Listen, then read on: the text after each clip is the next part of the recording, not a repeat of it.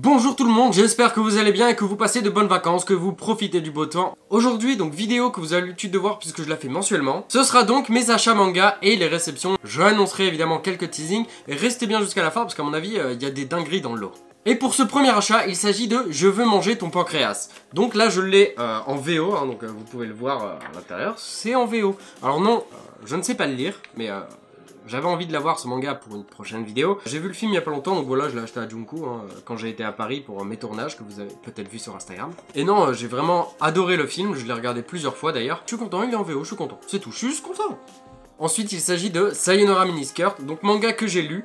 Je sais pas encore si j'en ferai en revue manga, je me tâte. Mais en gros, l'histoire, c'est Nina, qui est la seule fille de son école à porter un pantalon. Donc déjà, comme c'est une fille et que ça se passe au Japon, en général, les filles portent des jupes. Donc elle est un peu regardée de travers par beaucoup de monde. Et beaucoup de monde aussi la prennent pour un homme, puisqu'elle ressemble physiquement à un garçon. Et donc en soi, il va se passer beaucoup de choses autour de cette histoire.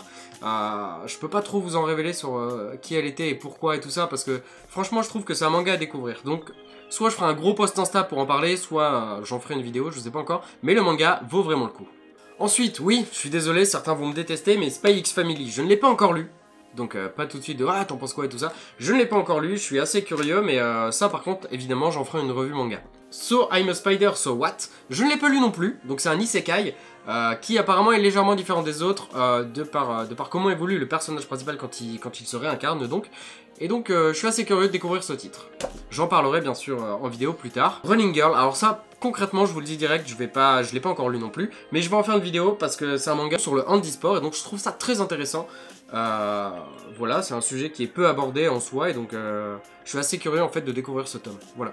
Plongé dans la nuit, pareil, je ne l'ai pas encore lu, c'est un Yuri, en ce moment je commence à lire des Yuri, je m'intéresse un peu au genre, pas au Yuri hardcore, c'est un Yuri assez soft, il n'y a pas de cul et tout ça. Je suis assez curieux, j'aime bien la romance déjà, et je suis toujours assez curieux de voir comment se développent les personnages, parce que vous avez vu dans Bloom Into You, parfois les personnages m'énervent, et donc là, j'ai vu qu'il y avait Plongé dans la nuit, ça avait l'air assez sympa, j'étais intrigué, je me suis dit pourquoi pas. On continue avec City Hunter, pourquoi City Hunter le premier volume? Déjà parce qu'il est à 5 €, ce qui est un bon argument de vente, il est donc à moitié prix. Parce qu'en fait, il y a un gros concept qui arrive autour de City Hunter et le film Nicky Larson. Donc, comme vous le savez, vous l'avez peut-être vu avec la vidéo de Kiki la petite sorcière, c'est un manga qui parle de l'œuvre originale au film. Donc là, on attaquera avec deux City Hunter pour arriver au film de Philippe Lachaud, sur ce qui a fonctionné, pourquoi ça n'a pas fonctionné, les pourquoi du comment. On enchaîne avec les 3 volumes de Outlaw Players que j'ai eu la chance donc de recevoir grâce à la page Shonen Fan sur Facebook. Donc déjà, allez la liker parce que c'est cool. Donc, il y aura une prochaine revue manga sur les tomes 5 à 10 de Outlaw Players, voilà, c'est dit. Il y aura aussi une vidéo sur Outlaw Players, mais qui sera différente, vous le savez si vous avez suivi sur Instagram, donc j'en tease pas plus si vous ne le savez pas. Ça arrivera très prochainement, le montage demande énormément de temps, c'est une grosse vidéo, donc plus tard. Mais voilà, je tease quelques trucs. On enchaîne avec BB Project, manga qui avait été dessiné par le dessinateur de Outlaw Player. Ce pourquoi, du coup, je l'ai. Toujours reçu par la page Shonen Fan, donc encore un merci à eux. J'ai pas encore fini de le lire, hein, donc j'ai commencé à l'attaquer, mais c'est un gros pavé. Donc c'est en suspens, mais je pense faire une revue manga dessus, parce que c'est du manga français, vous savez que j'adore le manga français. Donc, ça va arriver. Je ne sais pas quand, mais ça va arriver. On va enchaîner avec déjà une tronçonneuse en jouet. Parce que oui, ça je l'ai eu, hein. Avec le manga Chainsaw Man, avec ensuite, parce que là c'est une dinguerie ce qui se passe, avec un t-shirt Chainsaw Man que je ne mets pas puisqu'il se trouve qu'il est en L et que je mets du S. Donc à part m'en faire une robe de chambre, je peux pas trop le porter. En vidéo aussi, pourquoi pas. Et également un tote bag Chainsaw Man. Donc voilà, j'ai lu le manga Chainsaw Man et je vous avoue que j'en suis pas fan. J'avais déjà fait une vidéo sur le manga Fire Punch qui était sorti également chez Kazé, hein, et j'étais déjà pas fan un peu de ce que faisait l'auteur, mais là je suis pas fan non plus. Je comprends que le manga puisse trouver son public, mais pour moi c'est un peu trop trash et un peu trop de la violence, un peu facile, un peu gratuite. Donc je suis pas ultra fan du genre, donc voilà, je comprends que des gens aiment, mais c'est pas mon cas. On enchaîne avec les réceptions du coup de chez Meian Edition avec le tome 4 d'Angolmois. Donc là ça se poursuit toujours aussi bien, j'aime toujours Angolmois, le dessin est toujours très agréable. Il y a des révélations sur le passé de Jin Zaburo donc qui est très intéressant. Et donc je vous conseille aussi d'ailleurs si vous ne le faites pas de me suivre sur Instagram parce que maintenant quand j'ai déjà fait des revues manga sur des titres que je reçois ou que j'achète, généralement j'en fais des petites stories, donc je prends une photo du manga, machin, je fais une petite mise en scène, machin, et je dis un peu ce que j'en ai pensé, parce que je peux pas m'amuser à faire des revues manga sur tout, et donc je profite aussi des vidéos achats pour un peu vous dire si j'aime toujours ce titre ou pas, et tout ça. Et donc voilà, En tout cas, encore moi, pour moi, c'est toujours validé, c'est toujours un plaisir. Les 2 premiers volumes de Konosuba. Alors oui, ça, si vous avez vu, c'est la dernière vidéo d'ailleurs que j'ai sortie. Enfin, avant celle-là, forcément. Et non, franchement, très bonne surprise. J'ai bien aimé le développement de l'histoire, j'ai bien aimé les personnages. J'ai bien aimé là où essaye un peu de nous mener l'auteur. L'humour est assez sympa, le dessin est cool. Donc allez regarder la vidéo hein, si ça vous intrigue. Je ne peux pas vous conseiller mieux. On enchaîne avec Tombé du ciel. Pareil, j'en ai fait une revue manga il y a peu de temps. Et j'aime beaucoup Tombé du ciel, c'est assez sympa, c'est original, assez léger comme histoire. Et apparemment l'histoire va vraiment se développer à partir du tome 3 et 4. Donc déjà ça se voit à la fin du tome 2, il y a un beau cliffhanger. On enchaîne avec 4 volumes de Kingdom du tome 39 à 42. J'ai pas encore eu l'occasion de les commencer parce que vous le voyez, j'ai déjà beaucoup de lectures. Et comme j'ai déjà fait une revue manga sur Kingdom, c'est pas la méga priorité. Mais je continue de les lire et en général, donc comme je l'ai dit, d'en faire des petites stories sur Instagram. Il y aura bientôt dans tous les cas une vidéo sur Kingdom, hein, elle est faite, elle est écrite. On enchaîne maintenant avec 3 volumes, donc de 3 à 5 des 7 ninjas des fous. Un manga donc qui continue à être assez cool, même si c'est assez trash et assez violent et donc c'est pas mon gros kiff. Il y a un petit côté Super Sentai, ce qui fait que la série je l'aime quand même parce que voilà, il y a certains personnages qui donc se réincarnent et tout ça en ninja, donc avec des grosses armures et tout ça, donc en vrai je trouve que c'est assez sympa quand même à la lecture. Sauf quand il y a des grosses scènes de gens qui se font couper en deux, éventrer, couper les yeux et tout ça, c'est pas mon dada quoi. Mais j'aime bien.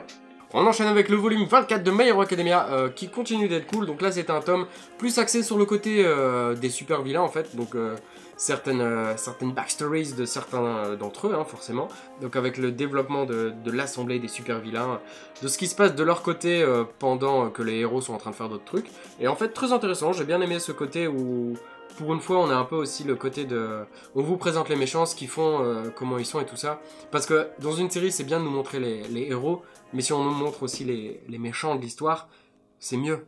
Je trouve que ça peut nous aider à avoir une petite affection supplémentaire pour les super vilains, comme par exemple si on a vu Avengers Endgame, Thanos a été génial parce que Thanos c'était pas méchant pour être méchant, il voulait faire le bien mais à sa manière, on avait vraiment sa vision des choses, ce qui fait que le méchant a vraiment bien fonctionné. Et là c'est un peu ce qu'on a avec My Hero Academia, on nous montre vraiment que les méchants sont pas forcément méchants au fond, et donc je trouve ça cool. On enchaîne avec le tome 11 de Beastars qui m'a mis une énorme claque, clairement. Parce qu'il y a énormément de révélations, il se passe énormément de choses, il se passe des trucs de fou, enfin j'ai pas trop envie d'en parler, mais le manga continue pour moi d'être dingue, et j'adore le lire, et donc lisez-le si c'est toujours pas fait, lisez-le vraiment, ou regardez l'anime sur Netflix que vous voulez, mais regardez, intéressez-vous à Beastars. On termine les mangas avec... Le prix du reste de ma vie, donc c'est un manga que j'avais déjà lu il y a un moment, mais je sais que le tome 2 sort très bientôt. Je sais pas si ce sera le final ou pas, mais donc j'avais envie de le relire parce que l'histoire est vraiment géniale. Elle n'est pas facile à lire non plus, hein, c'est pas super joyeux, mais l'histoire en reste très intéressante. Et on va terminer ça avec le quiz Japanime de chez Animeland. Donc merci infiniment déjà à Camille de me l'avoir offert quand je suis allé à Paris et que je les ai vus, voilà. Vous le savez, il y aura une vidéo aussi pareil chez Nice Édition qui sera là plus fin d'été parce que c'est une grosse vidéo et j'ai envie que les gens soient rentrés de vacances pour la découvrir en même temps que tout le monde parce qu'il y a beaucoup de choses intéressantes qui ont été dites dedans et le montage aussi est très long, ce pourquoi elle sort plus tard, mais la vidéo sera cool et donc en tout cas merci pour le Battle Quiz. J'en ferai peut-être une vidéo avec des amis pour leur montrer à quel point mes potes que je côtoie ne connaissent pas les mangas et l'animation en général. Merci infiniment à vous d'avoir regardé cette vidéo, vous voyez que j'ai beaucoup de travail, ne serait-ce qu'à les lire pour écrire ensuite les vidéos, tourner les vidéos, faire le montage, lire certaines séries donc que je connais déjà, mais pour ensuite en faire des petites stories sur Insta pour vous donner mon ressenti sur ces dernières. Beaucoup de boulot, mais c'est toujours aussi kiffant d'être là, d'être présent et de vous voir de plus en plus et de voir la chaîne grandir à chaque fois. Et ça devient fou parce qu'on est vraiment de plus en plus, même si on est en plein été que... Malgré le confinement, certaines personnes sont quand même parties en vacances. Il y a quand même des abonnés qui arrivent de plus en plus, des vues qui arrivent aussi, et donc c'est cool. C'est juste positif, et ça m'encourage de dingue à me donner à fond dans les dernières vidéos, et j'ai de plus en plus de retours positifs, et donc c'est juste du plaisir à chaque fois. Donc merci infiniment à vous tous. Je vous dis donc à très bientôt pour une prochaine vidéo. Bisous sur les fesses.